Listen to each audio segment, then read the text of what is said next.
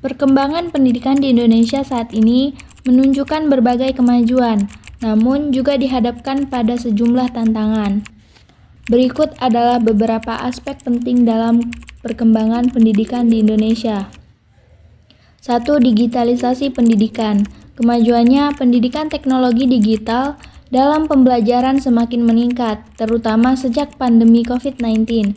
Platform pembelajaran daring seperti Ruang Guru, Zenius, dan lainnya telah membantu memperluas akses pendidikan. Tantangannya, tidak meratanya akses internet dan perangkat teknologi di daerah terpencil, membuat digitalisasi belum optimal untuk semua siswa.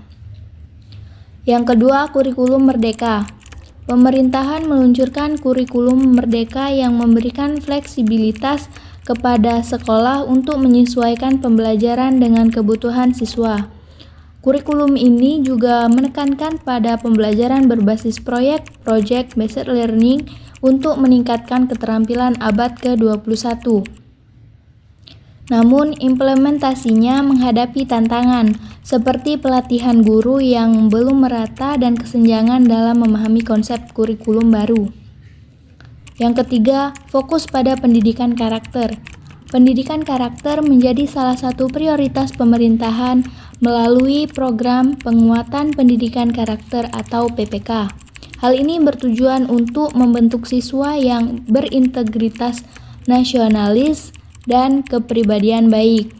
Yang keempat, akses dan kesenjangan pendidikan. Kemajuannya, pemerintahan terus meningkatkan akses pendidikan melalui program seperti Kartu Indonesia Pintar atau KIP dan pembangunan sekolah-sekolah baru, terutama di daerah terpencil. Tantangannya masih ada kesenjangan kualitas pendidikan antara wilayah perkotaan dan pedesaan, terutama dari segi fasilitas, tenaga pengajar, dan hasil belajar siswa. Yang kelima, peningkatan kualitas guru. Pemerintah terus mendorong peningkatan kompetensi guru melalui pelatihan, sertifikasi, dan program guru penggerak. Program ini diharapkan menghasilkan guru yang inovatif dan mampu mengadaptasi pembelajaran dengan perkembangan zaman. Yang keenam, pendidikan inklusif. Pemerintah mulai memberi perhatian lebih pada pendidikan inklusif untuk anak-anak berkebutuhan khusus. Namun, implementasi ini masih menghadapi tantangan, seperti kurangnya tenaga pendidik yang terlatih dan fasilitas yang memadai. Dan yang ketujuh, tantangan pasca pandemi. Banyak siswa mengalami learning loss selama pandemi akibat kurang optimalnya pembelajaran daring. Pemerintah kini berupaya mengejar ketertinggalan tersebut melalui program pemulihan pembelajaran. Secara keseluruhan, pendidikan di Indonesia terus berkembang dengan berbagai inovasi dan kebijakan baru. Namun, tantangan yang ada menuntut kolaborasi antara pemerintah, masyarakat, dan sektor swasta untuk memastikan pendidikan berkualitas dan merata bagi seluruh anak bangsa.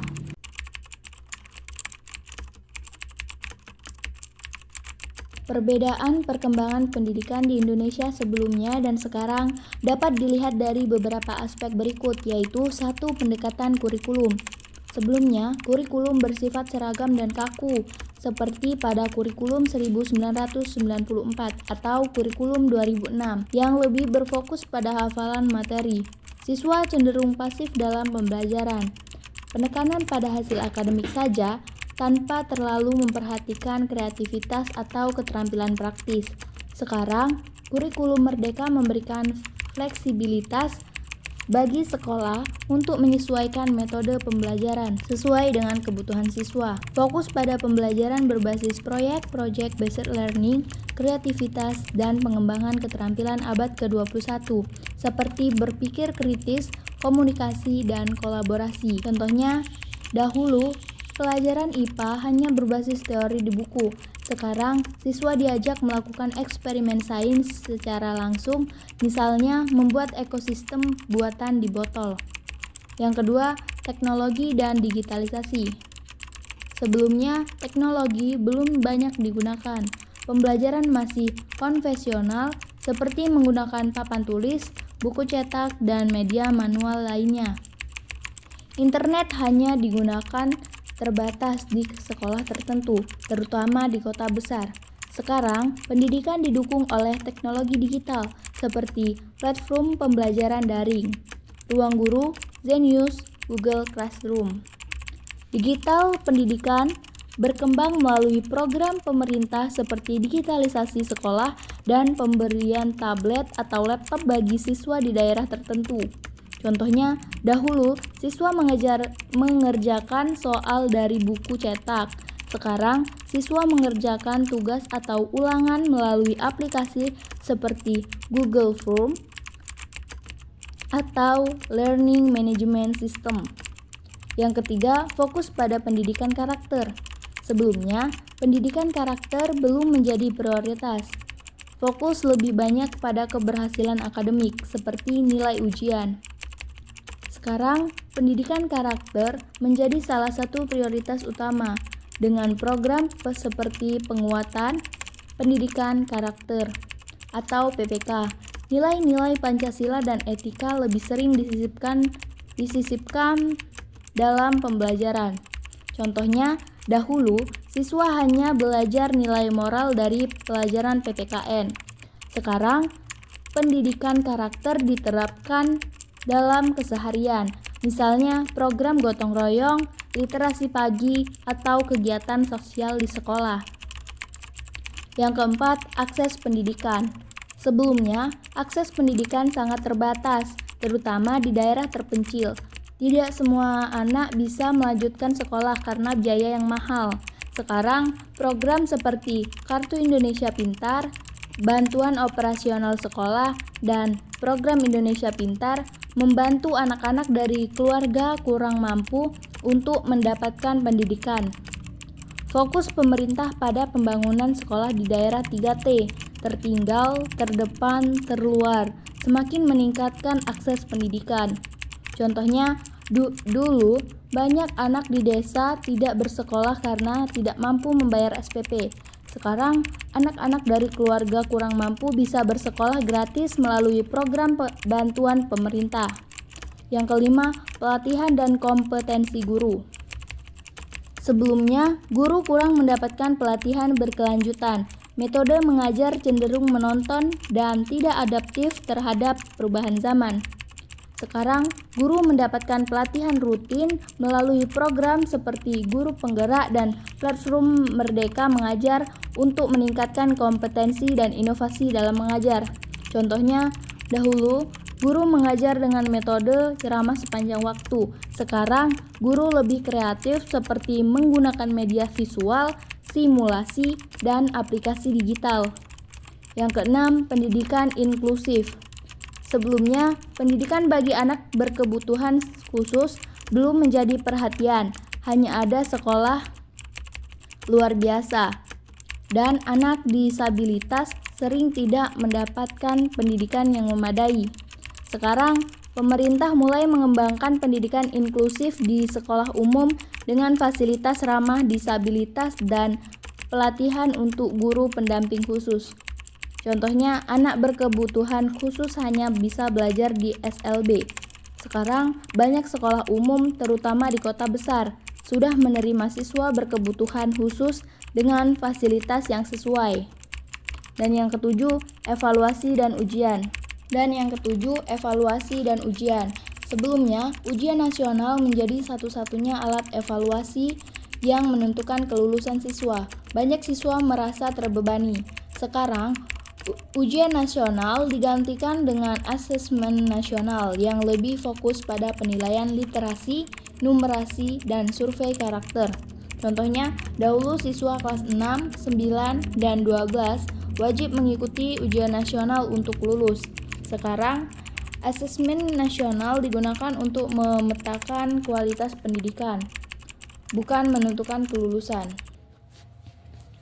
Perubahan ini mencerminkan pada pendidikan di Indonesia kini lebih adaptif terhadap kebutuhan zaman, lebih inklusif, dan fokus pada pengembangan karakter serta keterampilan siswa. Namun, tantangan seperti kesenjangan akses pendidikan dan pemerataan kualitas masih perlu diperbaiki.